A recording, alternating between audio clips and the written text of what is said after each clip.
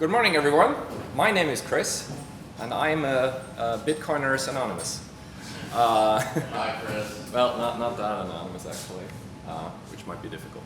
So my job today is basically to tell you why Lightning is Bitcoin and why it's not exactly Bitcoin. So there's a few fundamental differences between Bitcoin, on-chain payments, and Lightning. I will always call Bitcoin on-chain payments just Bitcoin because it's sort of the classical way of doing it. The differences between Bitcoin and Lightning are sometimes small, sometimes bigger. There's trade-offs when to use which. Some of these trade-offs are basically the reason why we use Lightning. And some of these are really, really annoying details or even big issues that you might encounter when coding a Lightning app. And I will tell you what to expect what might go wrong and how to fix that, hopefully. So let's begin with the good parts, the parts where Bitcoin is equal to Lightning. So payments on Lightning are denominated in Bitcoin. This is really fundamental. We are building smart contracts that are based on the Bitcoin blockchain or whatever blockchain you're using. So the Bitcoins that you use are interchangeable one-to-one to on-chain Bitcoins. So there is no need for us to create a token, and you wouldn't believe how often I got into this discussion of why we don't do an ICO for Lightning coins. And this is basically the reason we want to have Bitcoins, we want to use Bitcoins, we want to enhance the utility of Bitcoins. We don't want to create a whole new thing that then has barriers to entry and barriers to exit and makes the whole thing illiquid. Being Bitcoin is we help the Bitcoin ecosystem. We allow people to accept Bitcoin more easier. We allow to extend the use cases for Bitcoin. So it's Bitcoin all the way. Lightning by no means is a complete replacement for Bitcoin on-chain payments. There's different levels at which on-chain payments become much better than off-chain payments. You have to be aware of these trade-offs, and you should choose the right tool for the right job. For example, the fees in Bitcoin in Lightning are proportional to the amount you send, whereas in Bitcoin on-chain payments, the fees that you pay are proportional to the description of the payment that you send. So in on-chain payments, you're actually paying for each byte of the transaction that describes your payment, and not the value that is transferred in that transaction. In Lightning, however, since we have a liquidity network, we actually need to leverage some fees that are both fixed per transfer, so that there's a base fee that we leverage. Basically, I have to do some cryptographic operations to forward your payments. So I will ask you to pay 1 Satoshi for each forwarded payment. And we also have proportional fees, which basically mean, hey, I had to put up such and such liquidity to forward your payment. Please pay me accordingly to what I just transferred. And there's a natural cutoff point that will automatically emerge where the proportional fees are just higher than on-chain fees for really large payments. But that's okay, because for really large payments, like you want to buy your 6th Lamborghini, you probably have to fill out some paperwork anyway, and it's not like you need to leave the store in the next 2 milliseconds, right?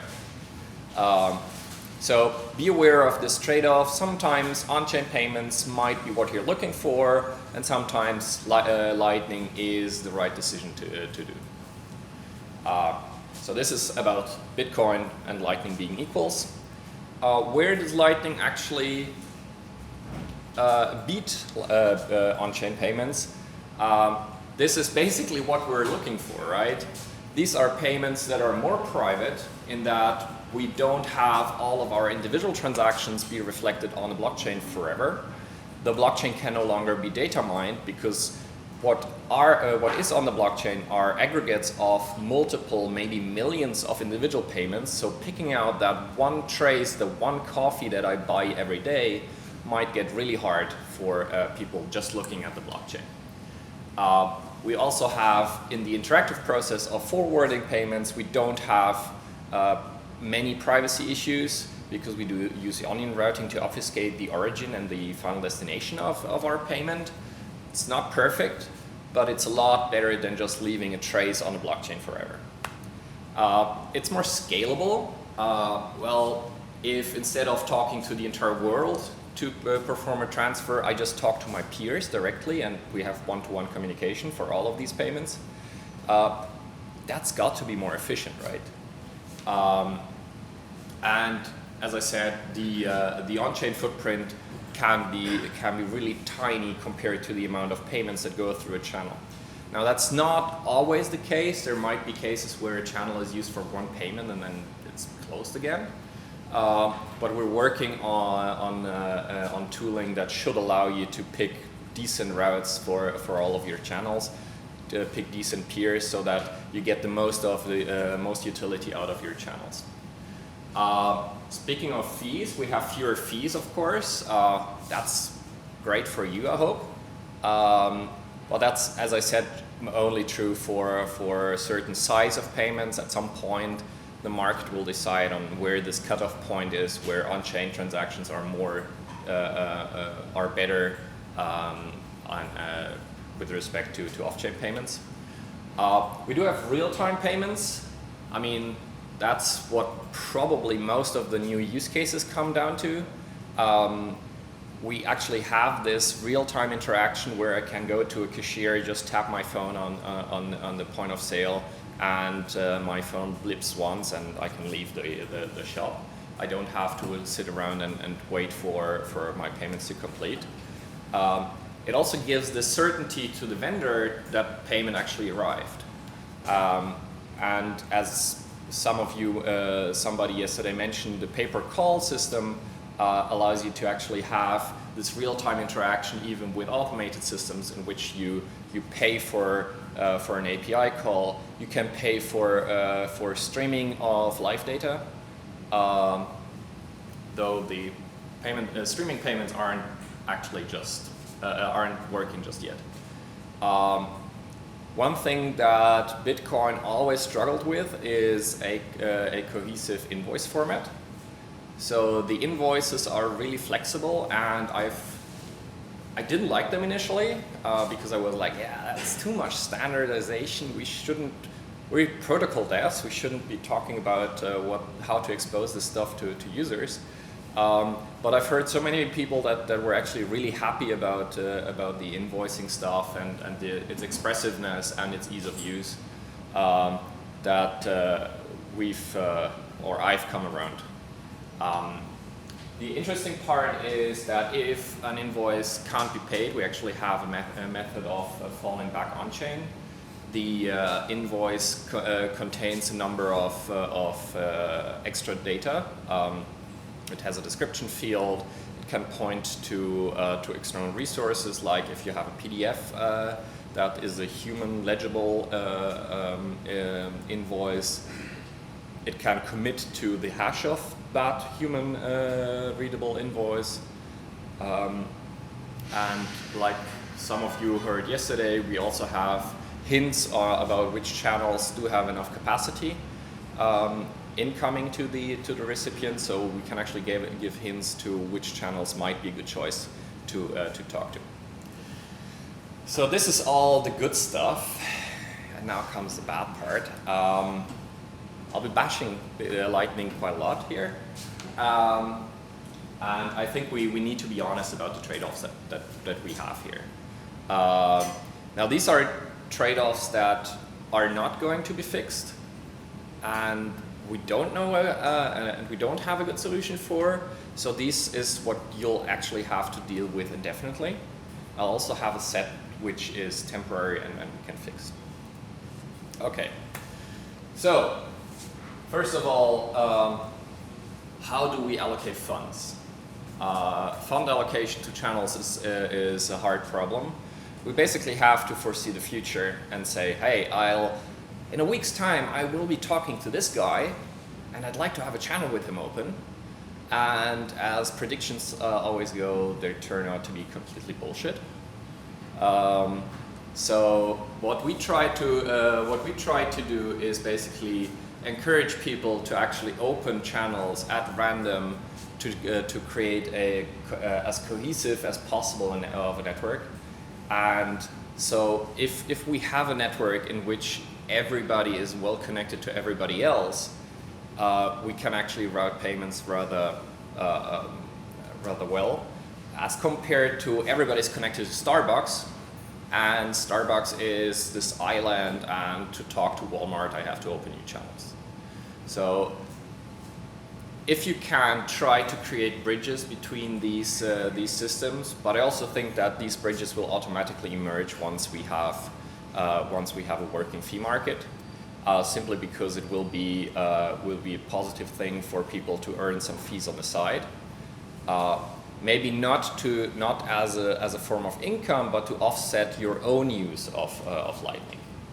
I don't think that routing will be a good business. It might pay for your own use of the Lightning network. So I get 10 satoshis in fees, and now I can spend like 10 satoshis on routing my own payments. Speaking of routing, routing can be difficult. We built Lightning as private as possible, and for this we had to include some of the we had to remove some of the information that we might have wanted to share. As Elaine showed yesterday, we don't communicate what the current balances of the endpoints are. We communicate what the total capacity of a channel is. But if there is $10 on this side, I have no idea whether I can transfer $1 in this direction or maybe $9 in this direction. We just have to try and see if it fails. If we were to publish that information, we could basically see, okay, this channel has a reduced capacity by 13 satoshis, this has a reduced capacity by 13 satoshis, and this has a reduced capacity by 13 satoshis. Guess where the payment went? And even if we were to communicate that information, it would be massive amounts of of data, right? This would basically be a broadcast from every channel for every path going to every node in the network. So, yeah. But can't you do it like a compromise? You know what I mean? I could, for example, publish the channels where I'm willing to get inbound routing and publish the channels where I'm like accepting to outbound routing. Right? I don't even have to set the threshold at 50% of the channel. Yeah. And also, I mean, I don't have to broadcast this to the entire network. I can just broadcast this basically to my neighbors, right? In the sense of like, well, I mean, every potential user of your channel has to know your policy about forwarding payment, right? For my other channels, yeah. So basically, every single node that might want to use your channel needs to be informed about the parameters of your channel. We have indirect signaling. So what we can do is we can disable individual directions of a channel.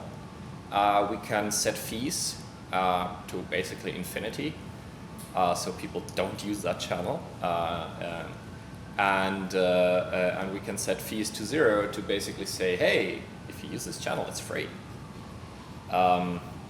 But we still have this reliance on information that we don't have direct access to, and we're also relying on peers that we ourselves don't control. One ugly detail is that we actually need to be online to receive. So this is an interactive process. When receiving a payment, you need to actually acknowledge the receipt of the payment. That's a step backward from Bitcoin, where we could just publish an address and just go away. In this case, we have to acknowledge the receipt.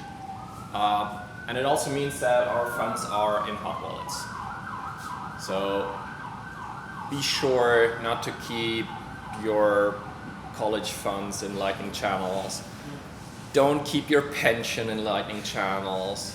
You're not going to make money off of this. This is your daily change with which you're going to buy coffee and maybe the occasional grocery shopping tour.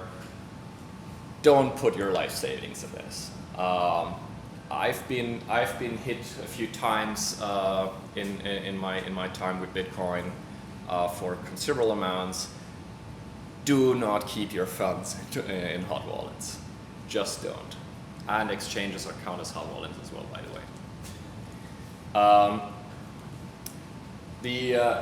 Somebody mentioned it yesterday, but it's worth reiterating. Payments are fast if they're fast, but sometimes fast is slow.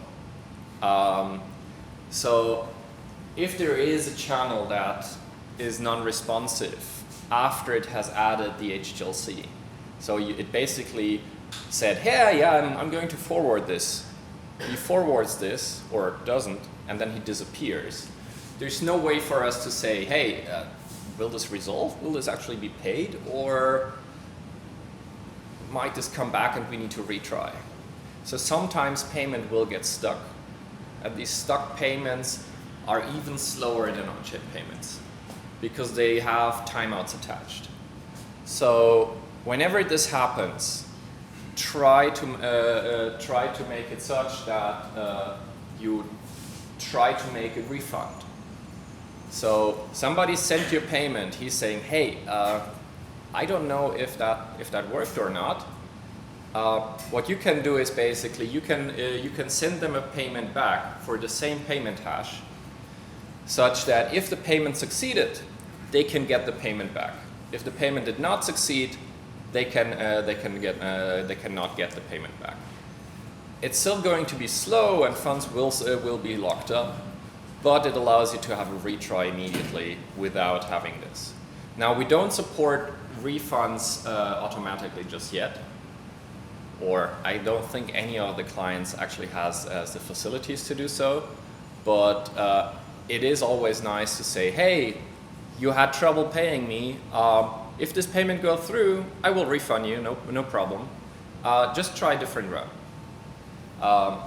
That way, it's complicated, it's nasty, but you can actually go around the slow payments. If you don't do that, you may you may have locked up the user's funds for weeks, which is going to happen anyway. But you'll also not have the ability to have him retry stuff. Yeah. But you said it's like refund mechanism, you use the same payment hash. Yeah.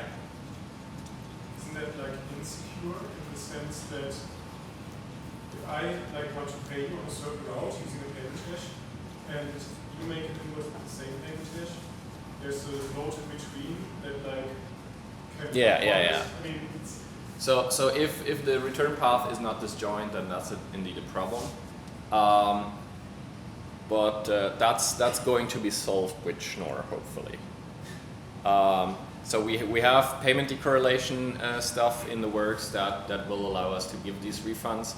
It's also not implemented to do these refunds currently because, well, we need some additional tech for it.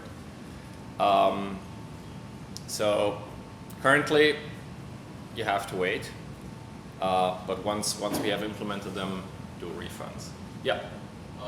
Even having the invoice with expiration, doesn't it solve that? No. So the invoice is only on. So the expiry is only on the sort of human side of things. The expiry is not expressed in the off-chain contracts at all. It basically is just, hey, I expect you to initiate payment in half an hour. That might go through, or it might not go through. But clients will refuse to initiate payment if this expiry already has expired. But it still means that payments might get stuck. So the expiry time is nice to communicate to user, hey, I expect you to initiate payment in this time. It might not finish, but these stuck payments are nasty and really hard to work around. And finally, one thing that a lot of people have run into when people have tested stuff is basically they open a channel, try to send the entire capacity over. Like I open for 1,000 Satoshis and I want to push 1,000 Satoshis over. That does not work. The reason is we have a reserve value that we don't allow people to go below, because the penalty mechanism in Lightning actually requires you to have a stake in the outcome of the channel. And if I don't have any money in the channel, well, I can just try for free. And if I'm the recipient of the channel, I don't even have to pay fees for them, which is different from L2, where the initiator of a closure has to pay the fees. So if you open a channel for 1,000 Satoshis and try to push to send over 1,000 Satoshis, that is going to fail. Because, well, 10 Satoshis will need to stay on the sender side. The same is true for refunds. It's been really fun for the Blockstream sticker store to try to do refunds when the only payment people did was basically pay them.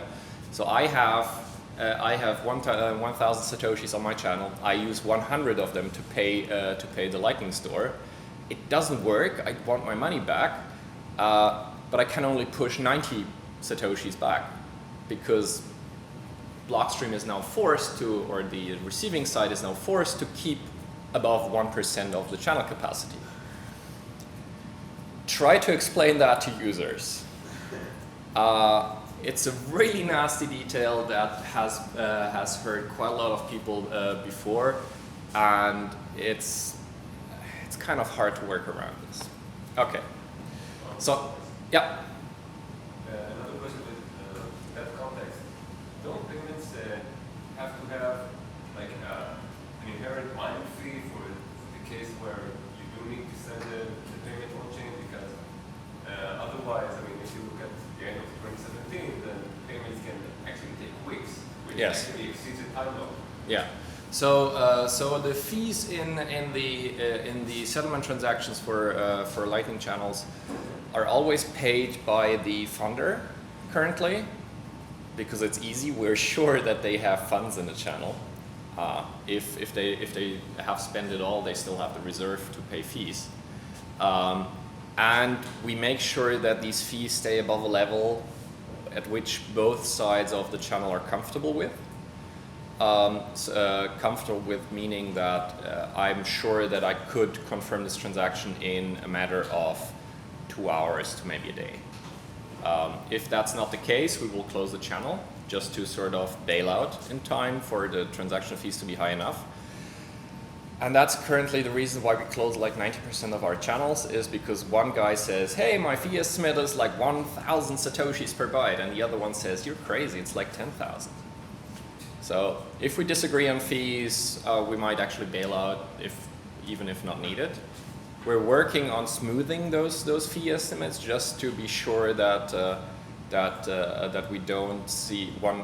we don't have one guy seeing a block and the other one not seeing a block, and I see this block and make my estimate based on that, and you just have this huge mempool that you don't know when it's going to be cleared. So fee smoothing has solved that problem mostly. In future iterations, we will have fee estimation at the time we spend and paid by the ones that close the channel. Yeah. Does the reserve one Yes. So I'm trying to remove the penalty altogether because we now have a much more lightweight way of punishing people. Namely, they have to pay the on-chain fees for their attempt to close. And if we're clever about which transaction we double spend in, or to which transaction we attach our own update transaction, we can actually still make you pay fees despite you not getting your desired outcome. It's a much lower penalty, but I don't think that the majority of people will actually try to cheat. People always concentrate on cheaters, but in my experience, most of the cheat attempts are actually people that sort of just did something wrong and with no bad intention.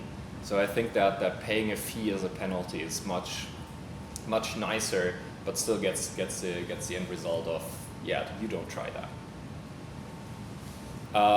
So just to illustrate why routing is hard, if we have two nodes and there's no connection between them, you're not going to send stuff. I think that's obvious, but I've had so many people connecting two nodes and not funding a channel and then saying, hey, this doesn't work. It's broken. The same goes for if you have a channel and the capacity is all on one side, you're not going to send from right to left, because the right node does not have any balance in this channel. And this more interestingly is the forwarding case, in which you have like 3 nodes, and you could send 5 from the left one to the middle one, but only 1 to the right one. So your maximum amount that you can send from here to here is 1 Bitcoin minus reserve value. So we actually have this bottleneck issue in Lightning, and so try to make the payment size of your systems sort of match the amounts that, of common channels in the network. Currently, everybody is opening channels that have like 20 cents. I spent like 4 hours debugging channels which did not return any funds, and then I finally took a look at what the channel amount was, and it was 19 cents. At which point it was clear, hey, everything went to fees. Sorry. Okay, finally, yeah, 3 minutes. The ugly but temporary. This is basically a slide that I stole from one of our internal presentations. It's what's coming up in November during the spec meeting, and we have on the left side we have some really nice improvements. We have splice in and splice out, which allows you to add and remove payments. And we have multipath routing, which basically means that if I have a channel of 5 and I have a channel of 4, I can actually bundle the capacity of these channels if later the paths merge again. And I can actually use the entirety of my funds.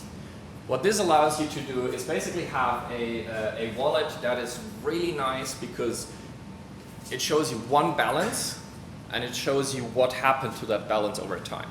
No indication of channels. No need to actually take any decision about how to allocate funds, because, well, you can just bundle them. No need to differentiate between on-chain and off-chain, because you can do on-chain payments via splice out. So I can have a channel, temporarily close that, splice out some funds, and reopen the channel without interruption.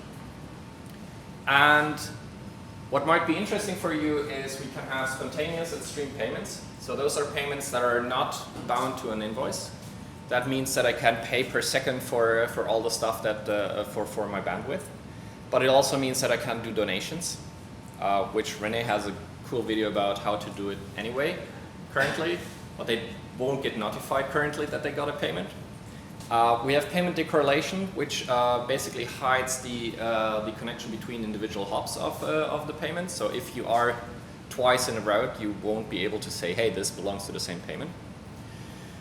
Dual funded channels is a big one.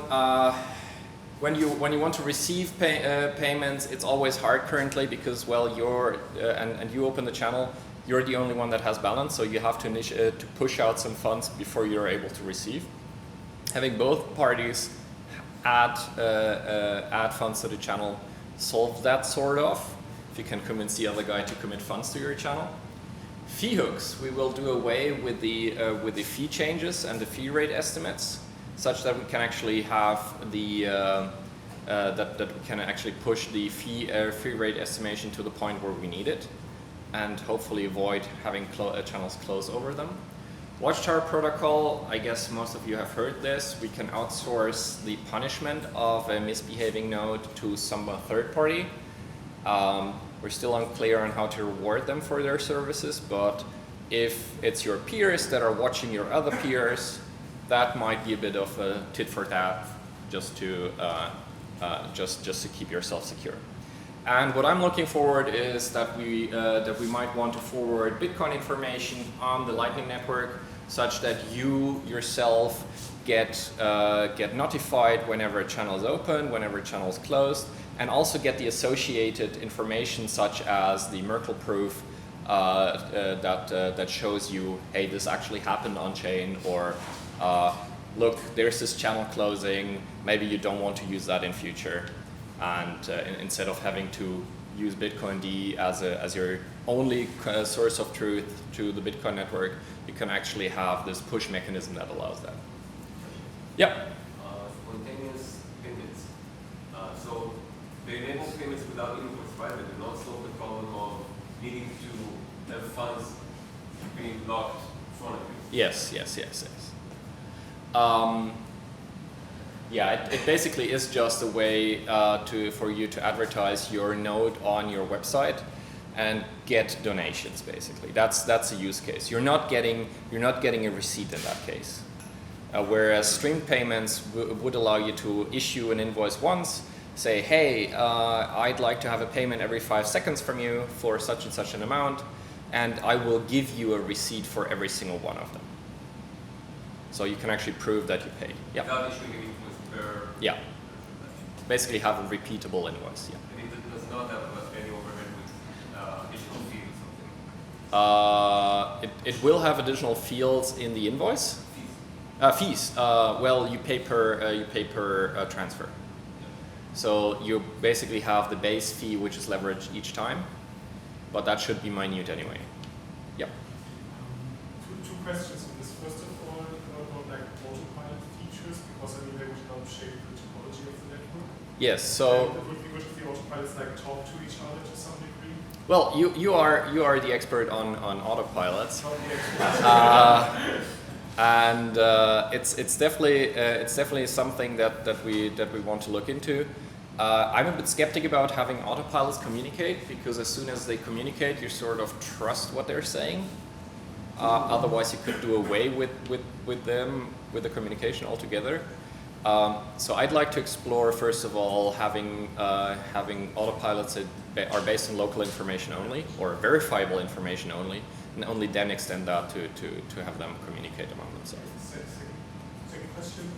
Are you aware of the talk that Stefan recently gave in Munich, where he explained how a device can receive Lightning payments while being offline by basically entangling the device with the Lightning node in a way that pre-images are generated in a deterministic way? So payments are fundamentally always going to create a commitment transaction. That needs to be signed.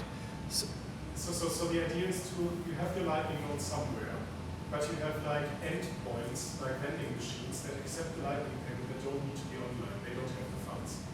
Right? Oh, yeah, okay, yeah. In pre-image in a deterministic way, in the same way that the Lightning node does it. Yes. So I think that's a really, really useful use case. And it would be great if this would also be like included in the spec meeting. So like it provide an API for people to do this. It sort of is, because well, the invoices that we give out are basically are signed by us and are a promise to deliver something in exchange for a payment. And the receipt that we get in combination with the invoice can be used to prove to somebody, hey, we paid. So your vending machine might not be the device that is receiving the payment, but you can still prove to it, hey, this is by your owner. That he promised you'd give me this, and here's the proof that I paid. So. But the question I'm asking is like, I mean, I know it already works. I mean, Stefan also demonstrated this.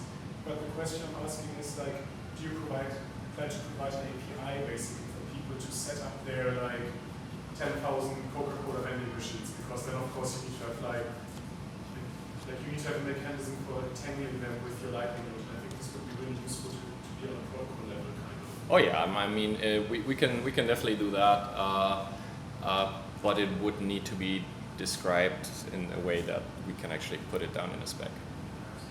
Thanks.